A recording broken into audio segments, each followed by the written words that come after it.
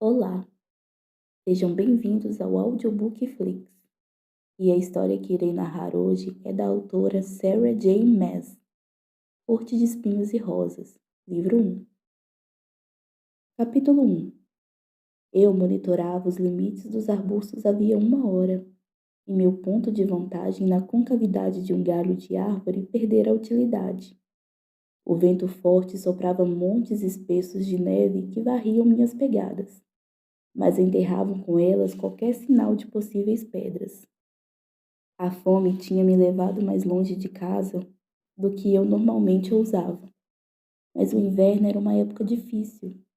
Os animais tinham se retirado, entrado mais profundamente no bosque do que eu poderia segui-los, e a mim restava caçar os desgarrados, um a um, rezando para que durassem até a primavera. Não tinham durado. Passei os dedos dormentes nos olhos, afastando os flocos que se agarravam aos cílios. Aqui não havia troncos de árvores sem casca, evidência da passagem de cervos. Eles ainda não tinham seguido em frente. Permaneceriam até que as cascas acabassem, e então viajariam para o norte, além do território dos lobos, e talvez para as terras feéricas de Pritchard, onde nenhum mortal ousaria pisar, a não ser que tivesse o desejo de morrer. Um calafrio percorreu minha coluna quando pensei nisso. E afastei a sensação, me concentrando nos arredores, na tarefa à frente. Era tudo o que eu podia fazer, tudo o que eu tinha conseguido fazer havia anos. Me concentrar em sobreviver à semana, ao dia, à próxima hora. E agora, com a neve, teria sorte se visse qualquer coisa àquela altura, principalmente da minha posição no alto da árvore. Eu mal conseguia ver 4 metros à frente. Contendo um resmungo, quando braços e pernas enrijecidos protestaram contra o movimento, afrouxei o arco antes de descer da árvore. A neve dura estalou sob minhas botas desgastadas e trinquei os dentes. Visibilidade ruim, barulho desnecessário. Eu estava a caminho de mais uma caçada infrutífera. Estavam apenas algumas horas de luz do dia. Se eu não partisse logo, precisaria encontrar o caminho de casa no escuro, e os avisos dos caçadores da aldeia ainda pareciam frescos em minha mente. Lobos gigantes estavam à espreita, e muitos deles, sem falar dos boatos de um povo estranho avistado na área, alto e sinistro e mortal. Qualquer coisa menos feéricos, suplicavam os caçadores a nossos deuses havia muito esquecidos, e eu rezava em segredo ao lado deles. Nos 8 anos em que morávamos em nossa aldeia, a 2 dias de viagem da fronteira imortal de Pritchard, tínhamos sido poupados de um ataque. Embora caixeiros viajantes às vezes contassem histórias de aldeias afastadas da fronteira, reduzidas a lascas e ossos e cinzas. Esses relatos, certa vez raros o bastante para serem ignorados pelos anciões da aldeia como boatos, tinham, mais recentemente, se tornado sussurros constantes em todos os dias de feira. Eu arriscara muito ao entrar tanto na floresta, mas tínhamos acabado com o pão no dia anterior, e o restante da carne seca no dia anterior àquele. Mesmo assim, eu preferiria passar outra noite com fome a satisfazer o apetite de um lobo, ou de um feérico. Não que houvesse muito de mim para se banquetearem, eu tinha ficado esquálida a essa altura do ano, e podia contar muitas das costelas. Andando o mais ágil e silenciosamente que podia entre as árvores, pressionei a mão contra a barriga vazia e dolorida. Sabia qual expressão estaria estampada nos rostos de minhas irmãs, quando eu voltasse para nosso chalé de mãos vazias mais uma vez. Depois de alguns minutos de busca cuidadosa, eu me agachei em um aglomerado de arbustos espinhentos cobertos de neve. Em meio aos espinhos, tinha uma vista relativamente decente de uma clareira e do pequeno riacho que fluía por ela. Alguns buracos no gelo sugeriam que ainda era frequentemente usado. Com sorte, alguma coisa passaria. Com sorte. Expirei pelo nariz, enterrando a ponta do arco no chão, e apoiei a testa contra a curva tosca de madeira. Não duraríamos mais uma semana sem comida, e famílias demais já estavam começando a implorar para que eu confiasse na caridade do povo mais rico da aldeia. Testemunhara em primeira mão até que ponto exatamente ia tal caridade. Eu me posicionei mais confortavelmente e acalmei a respiração, fazendo esforço para ouvir a floresta por cima do vento. A neve caía e caía, dançando e rodopiando, como um nevoeiro faiscante. O branco era fresco e limpo contra o marrom e o cinza do mundo.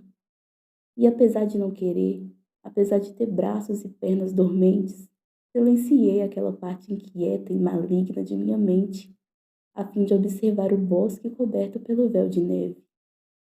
Houve um tempo em que para mim era instintivo desfrutar o contraste da grama nova contra o solo escuro e revirado, ou um broche de ametista aninhado em dobras de seda esmeralda.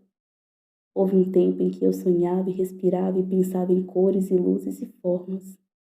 Às vezes eu até mesmo me permitia sonhar com um dia em que minhas irmãs estariam casadas e seríamos apenas papai e eu, com comida o suficiente para todos, dinheiro o bastante para comprar tinta e tempo bastante para colocar aquelas cores e formas em papel, ou tela, ou nas paredes do chalé. Um sonho que provavelmente não aconteceria tão cedo, talvez nunca. Então me restava roubar um momento como aquele, admirar o brilho da luz pálida do inverno sobre a neve. Não conseguia me lembrar da última vez que tinha parado a fim de admirar qualquer coisa linda ou interessante. Horas de ócio em um celeiro decrépito com Isaac Hale não contavam. Aquelas horas eram vorazes e vazias, e às vezes cruéis, mas nunca lindas. O vento uivante se transformou em um suspiro baixo. A neve passou a cair preguiçosamente, em punhados grandes e gorduchos que se acumulavam em cada fresta e protuberância das árvores. Hipnotizante. A beleza letal e suave da neve. Eu me encolhi diante do pensamento de precisar voltar para as estradas lamacentas e congeladas da aldeia, para o calor abafado de nosso chalé. Arbustos farfalharam na clareira. Sacar o arco foi uma questão de instinto. Olhei entre os espinhos e prendi o fôlego. A menos de 30 passos estava uma pequena corça, ainda não muito magricela devido ao inverno, mas desesperada o suficiente para arrancar a casca de uma árvore na clareira. Uma corça como aquela poderia alimentar minha família durante uma semana ou mais. Minha boca se encheu d'água. Silenciosa como o vento que ciciava entre as árvores mortas, mirei. Ela estava tão distraída, tão alheia ao fato de que a própria morte esperava a metros de distância. A corça continuou rasgando tiras de casca, mastigando devagar. Eu poderia secar metade da carne, e nós poderíamos imediatamente comer o restante, ensopados, tortas. A pele poderia ser vendida, ou talvez transformada em roupas para uma de nós. Eu precisava de botas novas, mas Elaine precisava de um manto novo, e Nesta queria qualquer coisa que fosse de outra pessoa. Meus dedos tremiam.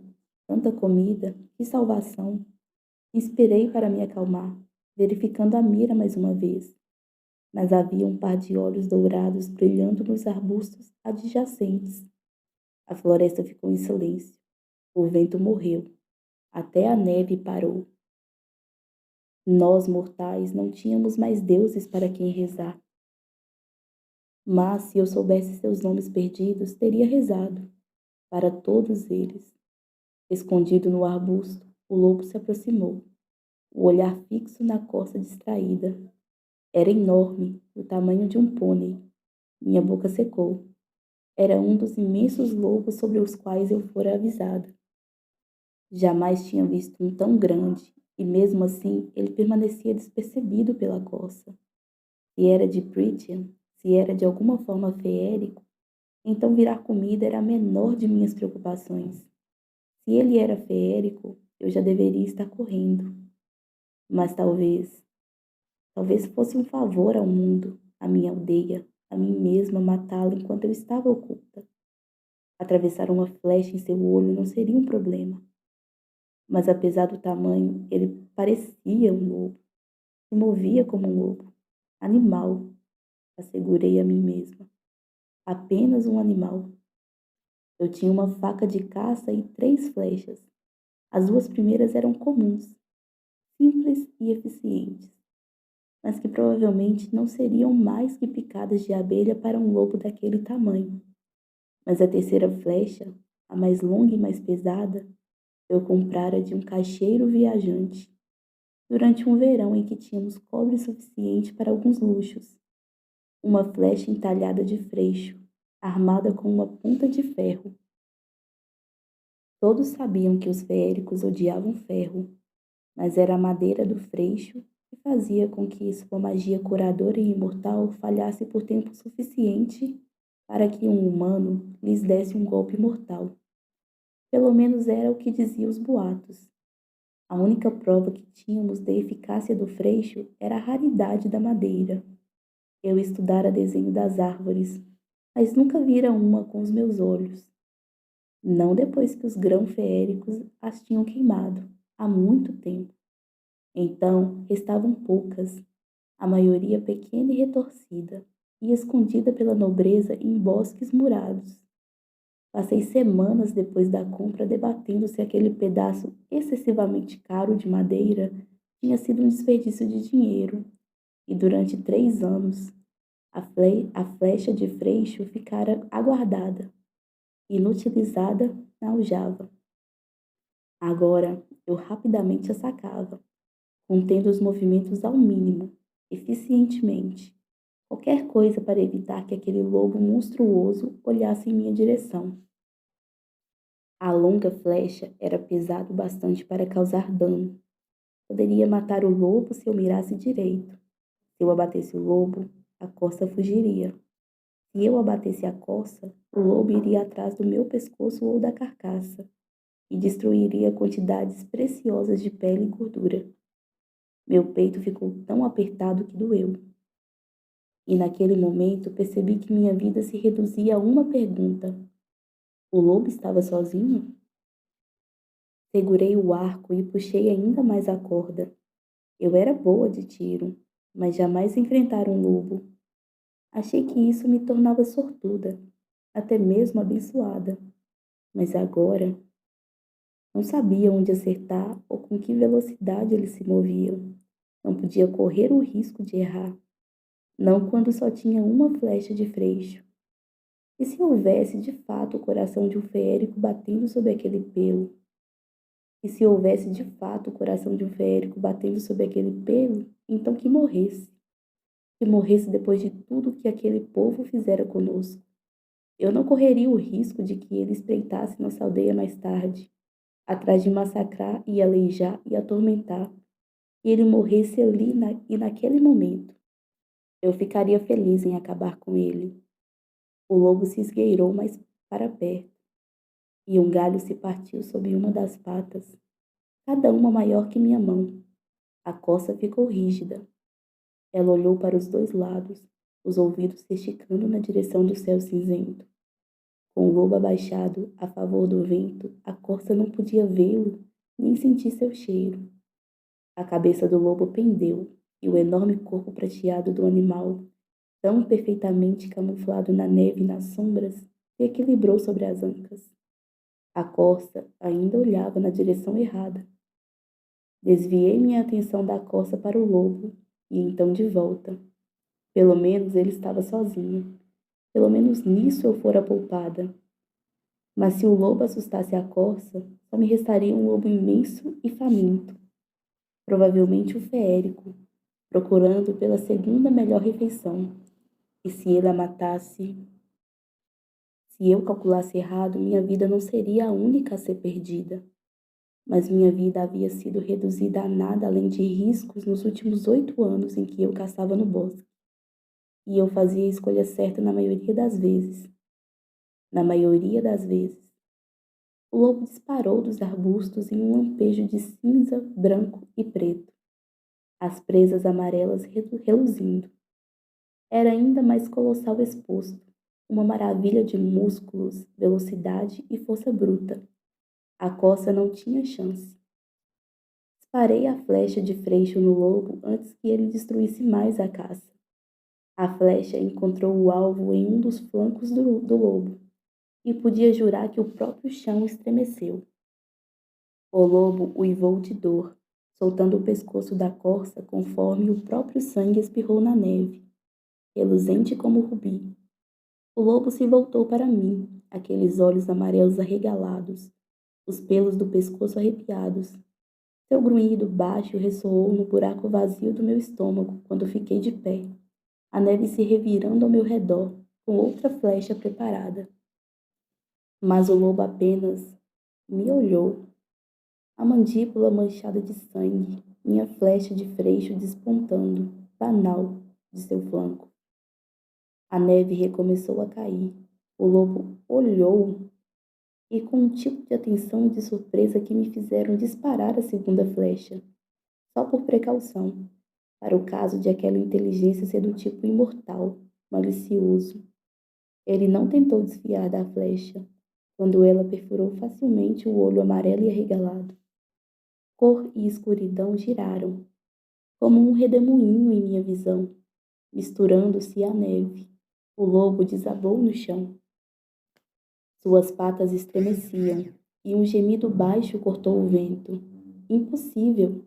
Ele deveria estar morto, não morrendo.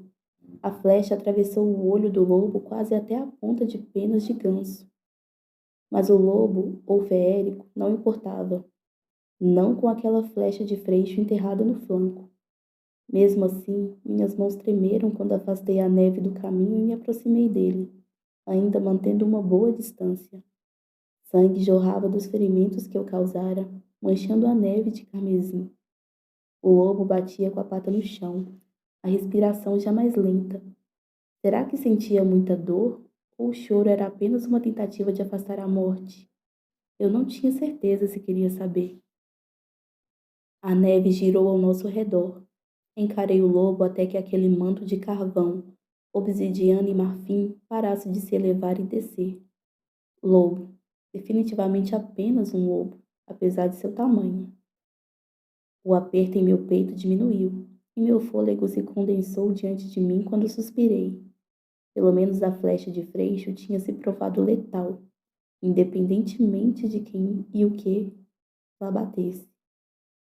Uma avaliação rápida da corça indicou que eu só podia carregar um animal, e mesmo isso seria difícil, mas era uma pena deixar o lobo. Embora tivesse desperdiçado minutos preciosos, minutos durante os quais qualquer predador poderia sentir o cheiro do sangue fresco, tirei a pele do lobo e limpei as flechas o melhor que pude. Pelo menos aqueceu minhas mãos. Enrosquei o lado sangrento da pele sobre o ferimento mortal da corça antes de jogá-la por cima do ombro.